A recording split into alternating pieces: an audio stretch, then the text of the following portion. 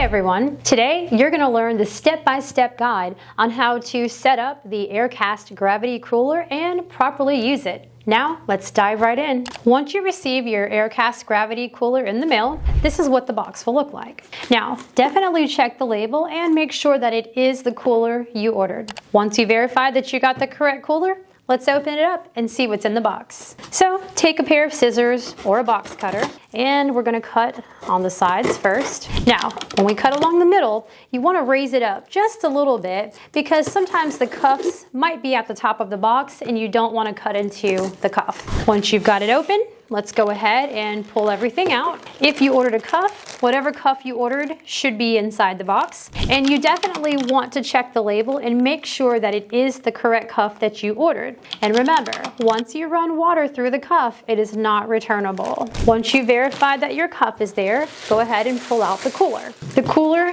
usually comes in a bag. You can go ahead and take it out of the bag. Now, you're going to want to remove the lid of the cooler because there are parts inside. One of the first things that you should see is an instruction booklet, which will show you how to set up and use your cooler. Also, you're going to have an insulation barrier, which helps to keep the water cold inside the cooler. And then you should have your hose, which connects to the cooler and then to your cuff, providing your treatment. Now, once you verify that everything is here, we're ready to learn how to set up and use our Aircast Gravity system. So what exactly is the Aircast Gravity Cooler? It's an integrated system providing cold therapy. Keyword here, gravity.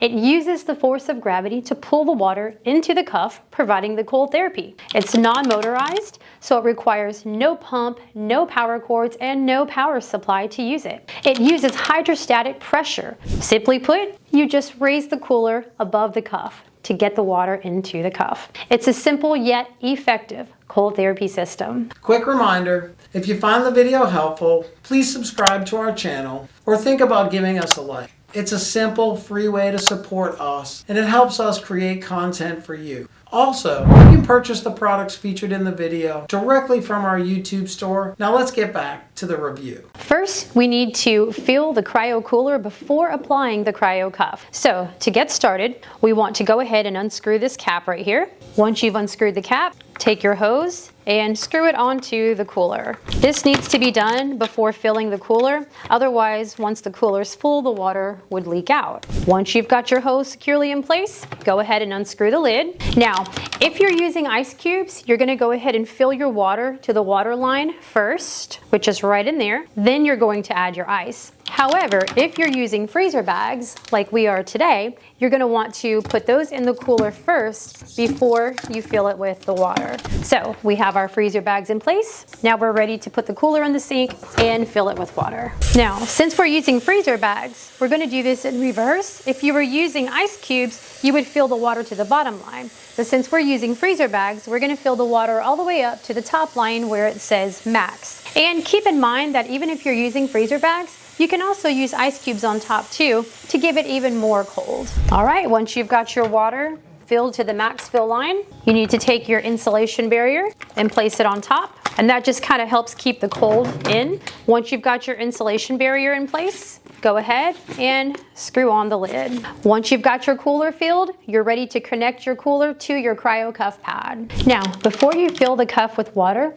you need to apply it to the body part that you're treating while it's still empty. So today I'm going to be applying the back, hip, and rib cuff. So go ahead, take your cuff and apply it to the body part. In this case, I'm going to be applying it to my lower back area. Go ahead and get it securely in place. Once you've done that, take your hose from the cuff and connect it to the hose from the cooler. When you hear that click, that lets you know it's secure. Once the hoses are connected, go ahead and open your air vent. This allows the water to come through the hoses and fill the cuff. And you should fill it going into the cuff. And keep in mind that you never want to put the cooler more than 15 inches above the body part that you're treating. If you do, it could cause too much pressure and be uncomfortable. Now, once you feel that the cuff is full, go ahead, close your vent. This makes sure that the water stays secure in the cuff, and then you can go ahead and disconnect your hoses. And now you're ready to enjoy your treatment. The manufacturer recommends rechilling the water in the cuff every 15 to 30 minutes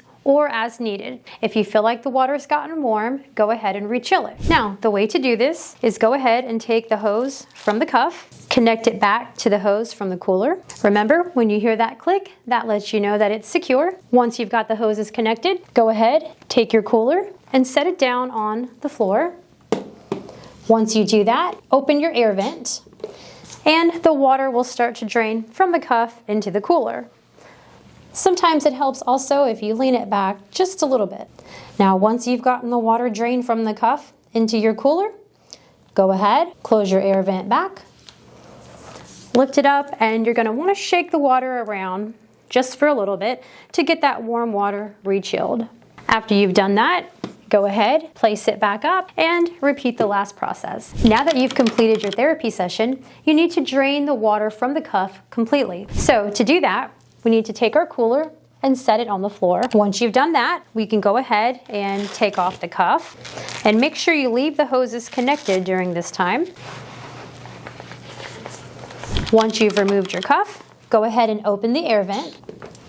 And then you're going to gently squeeze the cuff to get any remaining water out of the cuff and back into the cooler. Once you've got the cuff drained, then we're ready to drain our cooler. Now that you've gotten all the water from the cuff drained back into the cooler, we need to drain the cooler itself. So we want to go ahead and close the air vent. Then you're going to disconnect the hose from the cuff from the hose from the cooler. Unscrew the lid on the cooler. We're going to remove everything that's inside. Then take your cooler and empty out any remaining ice and water. Once you've done that, you need to go ahead and remove the hose. Now that everything is drained from the cooler, take some paper towels, dry it out. You can also use disinfectant wipes to clean out your cooler and the cuff. Once you've got everything drained and dried out, you can store it in a cool area. Now that you know how to use the Aircast Gravity Cooler, make sure you click on that next video to learn how to apply the Aircast Gravity replacement cuffs. And don't forget to check that description box for more information and helpful links. Also, like and subscribe if you enjoy our videos and want to see more. And as we like to say around here,